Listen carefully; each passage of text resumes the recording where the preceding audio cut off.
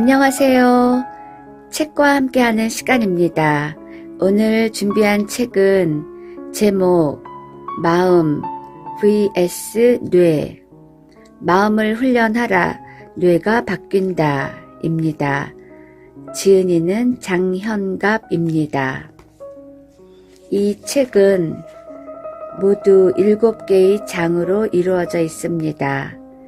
제1장 마음에 반응하는 뇌와 몸, 2장 마음으로 뇌의 구조를 바꾼다, 3장 사랑과 배려가 몸의 병을 치유한다, 4장 마음이 지닌 치유의 힘, 5장 명상 수련에 따른 몸과 뇌의 변화, 6장 마음의 평화를 얻기 위한 명상 수행, 이완 반응 명상, 7장 명상과 신치유, 신경과학적 근거, 부록, 삶의 지혜를 얻기 위한 마음 챙김 명상, MBSR.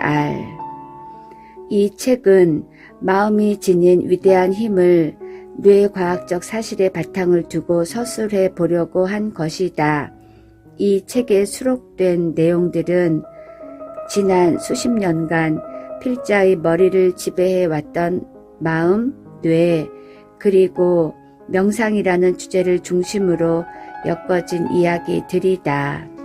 이 책의 뒷면 표지에 있는 글을 소개하고 본문으로 들어가겠습니다. 오랜 세월 동안 사람들은 뇌가 변화하지 않는다고 생각해왔다.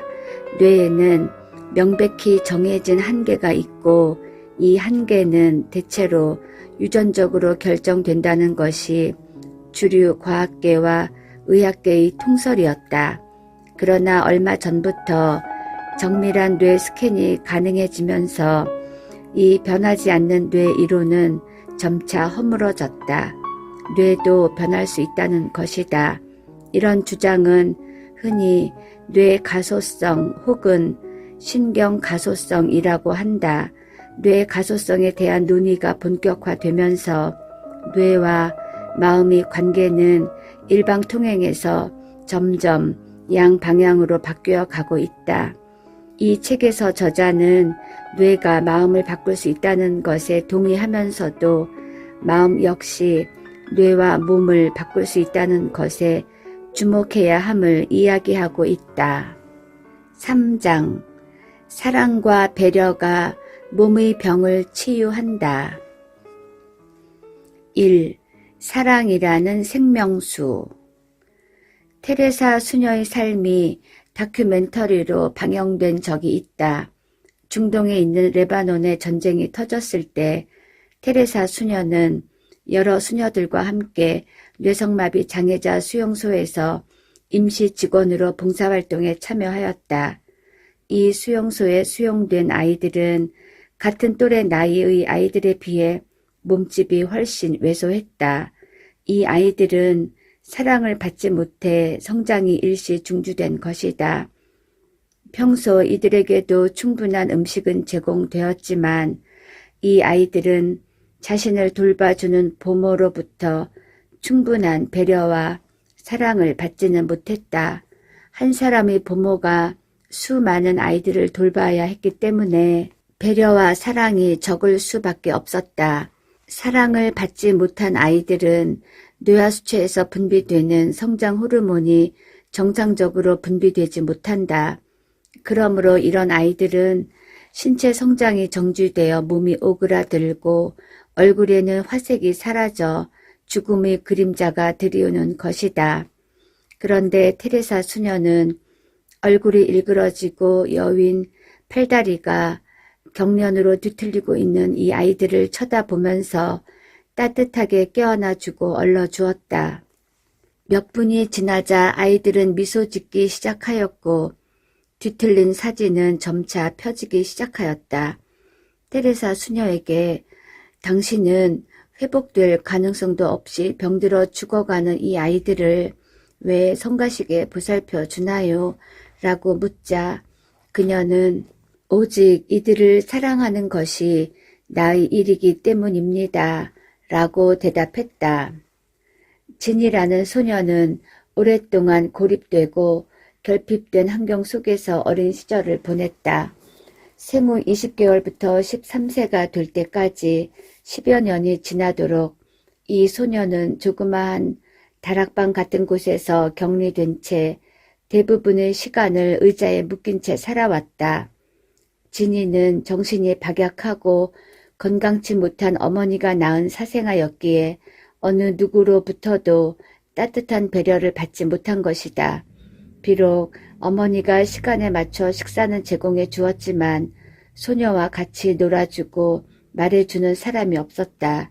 이 아이가 이런 감금에서 풀린 것은 생후 13년 9개월째 되는 때이다. 이 나이쯤이면 사춘기를 넘어설 나이건만 진이는 마치 6, 7세 정도의 어린 소녀로 보였다.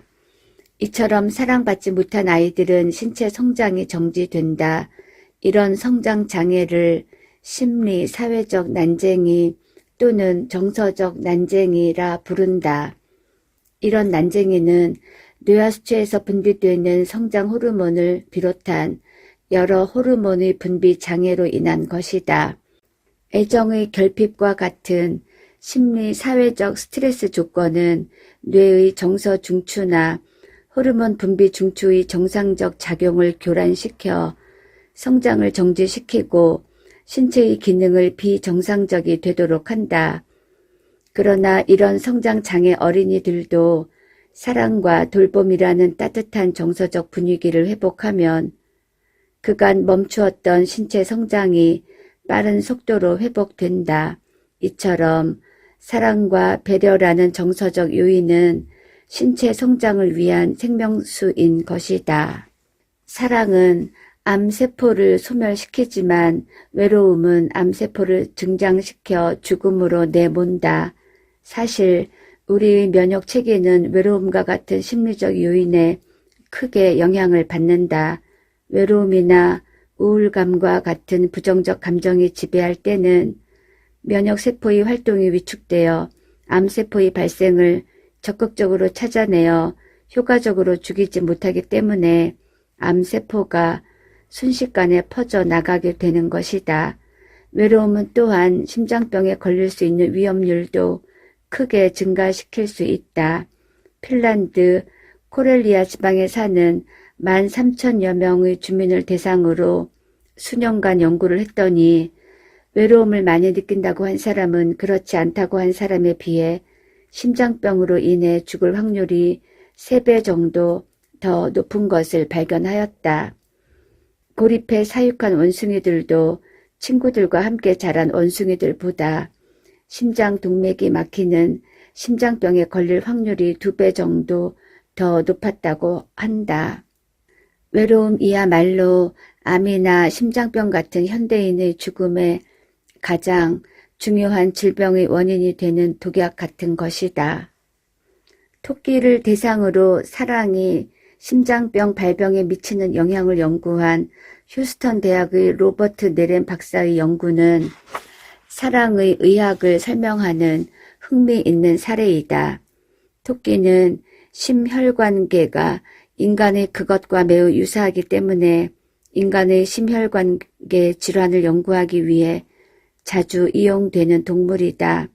네렌 박사는 유전적으로 동일한 혈통을 가진 토끼에게 일정 기간 동안 콜레스테롤이 많이 든 음식을 먹여 심장 동맥에 경화를 일으키려고 하였다.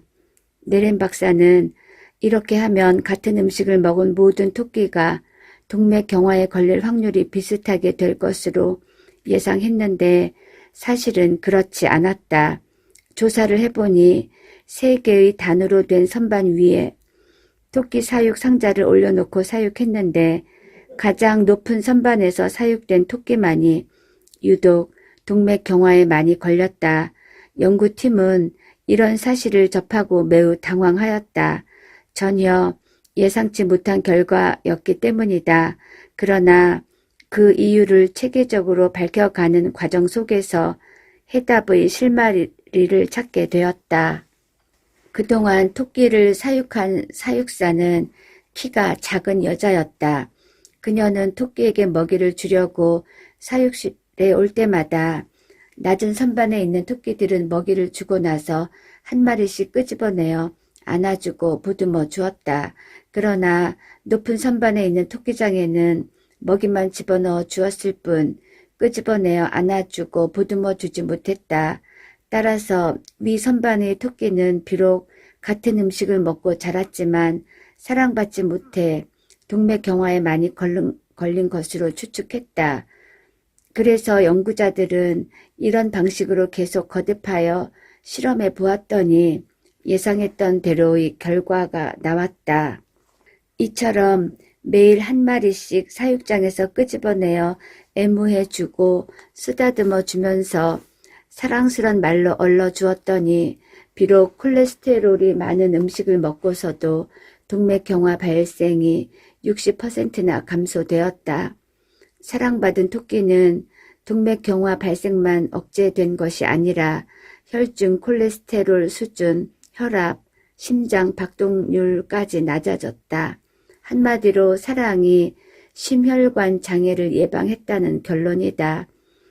애완동물과 함께 생활하는 사람도 일반적으로 더 건강하다. 애완견을 가진 심장병 환자는 갖지 않은 심장병 환자에 비해 사망률이 유의미하게 줄어든다는 것이 밝혀졌다. 애완견을 가진 사람이 스트레스를 받게 되면 갖지 않은 사람에 비해 각종 스트레스의 생리적 반응치가 현저하게 낮아진다. 애완동물뿐 아니라 꽃을 가꾼다거나 금붕어나 애완용 새들을 기르는 사람들도 심장병에 걸릴 확률이 낮아진다.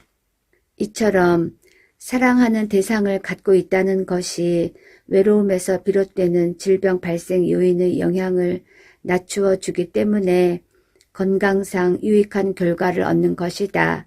사랑과 나눔이 질병 발생의 예방을 위한 비타민이다. 2. 외로움이라는 독약, 사랑이라는 보약.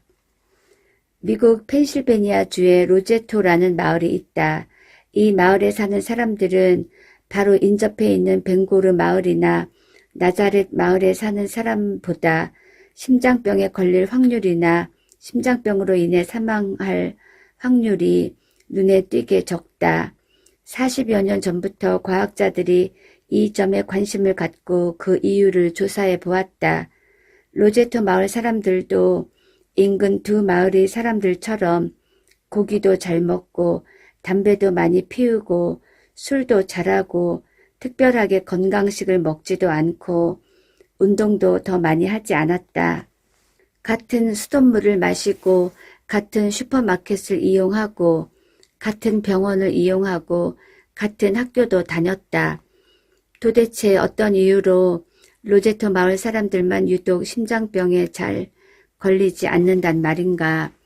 로제토 마을은 1882년 이탈리아 남쪽에 있는 어떤 시골 마을로부터 이민 온 후손들이 함께 살아가는 마을이다. 이민 온 후 100여 년 이상 동족 마을을 잘 유지하면서 이태리식 풍습과 문화의 동질성을 잘 지켜왔다. 이들은 이태리식의 긴밀한 가족관계와 친족관계를 잘 유지했으며 공동체 주민들 간에도 높은 응집성을 보여주었다. 이처럼 친밀한 인간관계를 유지하는 것이 심장병의 발병을 낮추고 건강하게 살아가게 한 주 원인이란 것이 밝혀졌다.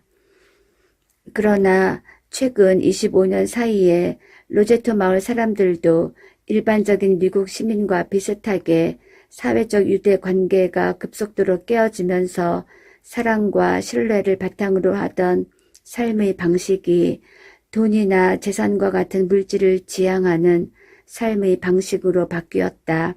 삶의 지향 가치가 물질적인 것으로 바뀌면서 로제토 주민의 심장병 발병률도 그전에 비해 2배 이상 증가하여 평균 미국인의 발병률과 같아졌다. 이제 로제토 사회도 친밀한 인간관계 중심의 사회에서 외롭고 경쟁적인 사회로 바뀐 것이다. 타인으로부터 사랑과 배려를 받으면 질병 발생이 예방되고 반대로 사랑과 지지가 부족하면 질병이 쉽게 발생한다. 19세기 결핵균을 발견한 공로로 노벨 의학상을 받은 로버트 코흐는 특정 질병은 특정 세균에 의해 발병하므로 이 특정 세균을 찾아 박멸하는 것이 병의 치료라고 강조했다. 만약 코흐의 견해가 절대적이라면 어떻게 사랑이나 배려와 같은 심리적 요인이 질병을 예방하고 치료할 수 있겠는가? 특정한 세균이 특정한 질병을 일으키려면 면역계, 신경계, 내분비계로 침투해 들어와 신체 내 환경을 교란시켜야 한다. 그러나 사랑과 배려를 받아 마음이 평화롭게 유지되면 비록 세균이 침투해 들어온다 하더라도 세력을 퍼뜨릴 수 있는 신체 내 환경을 마련할 수 없다. 다시 말해 사랑과 배려라는 심리적 태세가 세균 침투에 대한 튼튼한 방어 기제를 마련해 주기 때문이다. 비록 특정 플루균과 같은 바이러스에 똑같이 노출되더라도 모든 사람이 똑같이 그 병에 걸리지 않고 오직 스트레스를 많이 받은 사람이나 병약하거나 노화로 인해 면역 기제가 약해진 사람이 더 잘 걸린다. 마음이 평화롭고 타인들과 따뜻한 관계를 잘 유지해 가는 사람들이 병에 잘 걸리지 않는 이유는 면역 기능이 활발하여 세균 활동을 약화시켜 질병에 대한 내성을 높여주기 때문이다. 코흐와 같은 세균학자로 위대한 미생물학자인 파스테르도 특정 세균이 특정 질병을 일으킨다고 하는 코흐의 입장에 기본적으로는 동의했다. 그러나 임종을 앞두고 입장을 바꾸어 다음과 같은 유명한 말을 남겼다. 세균은 별것 아니야. 토양이 전부야. 파스테르가 남긴 이 명언을 다른 말로 하면 질병 발생에 있어 세균은 부분적 역할만 할 뿐 그 밖의 요인들이 더 중요한 역할을 한다는 것이다. 그 밖의 요인은 바로 사랑과 배려와 같은 마음의 요인, 따뜻한 인간관계와 같은 사회적 요인, 믿음과 신념과 같은 영성적인 요인들이다. 이것이 그가 말한 토양인 셈이다. 나와 남에게 대한 따뜻한 배려와 사랑이야말로 진정한 건강을 위한 토양이요 보약이다. 3. 부모가 따뜻하다고 느껴지면 건강하다. 하버드와 존스 홉킨스의 연구. 따뜻한 사랑과 배려 그리고 사람들과의 좋은 인간관계가 질병 감염을 낮출 수 있다는 재미있는 실증적 연구가 있다. 하버드 대학 연구라는 것이 바로 그것이다. 딘 오니시가 쓴 사랑과 생존이라는 책에 다음과 같은 내용이 소개되어 있다. 1950년대 하버드 대학 학부에 재학하고 있던 건강한 학생 125명에게 자신의 부모에 대한 느낌이 어떠한지를 물어본 질문지 조사의 결과를 찾아내었다. 그리고 그 후 35년이 지나 이들이 나이가 50대 후반이 되었을 때 그들이 건강 상태가 어떠한지를 조사하여 서로 비교해보고 분석해본 결과 다음과 같은 놀라운 사실이 드러났다. 35년 전 대학에 다닐 때 어머니에 대해 긴장되고 냉정한 느낌을 가졌다고 한 사람은 그동안 91%가 관상성 심장병, 고혈압, 십이지 궤양, 알코올 중독과 같은 심각한 질병을 보여주었다. 반면에 어머니와 따뜻하고 친근한 관계를 느낀다고 한 경우는 45%만이 질병에 걸렸다. 정확하게 반 이하로 줄었다. 어머니에게서 따뜻한 관계를 느낀다고 하는 것이 실로 엄청난 질병 발생의 예방 효과를 보여준 것이다. 35년 전 아버지에 대해 긴장감과 냉정함을 느꼈다고 한 경우는 82%가 질병에 걸렸지만 따뜻하고 친근한 관계를 느꼈다고 한 경우는 50%만이 질병에 걸렸다. 아버지와의 관계도 어머니와의 관계와 비슷한 효과를 보였지만 어머니와의 관계에는 미치지 못하였다. 더욱 놀라운 사실은 어머니와 아버지 모두 긴장감과 냉정함을 느꼈다고 하는 경우는 100%가 질병에 걸렸다. 어머니는 따뜻하지만 아버지가 냉정하다고 한 경우는 75%, 반대로 아버지는 따뜻하지만 어머니는 냉정하다는 경우는 83%가 질병에 걸렸다. 이 연구에서 볼 수 있는 것처럼 부모와의 관계를 따뜻함으로 지각하는 것만으로도 스트레스에 의한 신체 손상이나 병균 침입에 의한 부정적 영향을 약화시키고 면역 기능을 높여 치유력을 키워준 것이다. 따뜻함이라는 심리적 요인이 건강을 지켜주는 양약이요 보약인 것이다. 또한 오니시스는 존스 홉킨스 의과대학에서 연구한 결과도 소개하고 있는데 이 연구에서는 하버드 연구와 유사한 결과를 보여주었다. 존스 홉킨스의 연구는 대학에 다닐 때 부모와의 관계의 질을 알아본 결과와 50년 후 암 발생과의 상관관계를 알아본 연구이다. 50년 후 암을 보인 환자는 대학 재학 당시 부모와의 관계가 가깝지 못한다고 기술한 학생이 많았다. 또 이 연구에서는 부모와의 관계의 악화라는 심리적 요인이 흡연, 음주, 방사선 노출과 같은 암 발생 위험 요인들보다 암 발생에 더 높은 예언 지표가 된다는 것이다. 암 이외에도 50년 동안 자살을 시도했다거나 정신질환 때문에 입원했던 경우, 악성 종양의 출현의 경우도 재학 당시 부모와의 관계가 가깝지 못했다고 기술한 학생에서 더 많이 발생했다.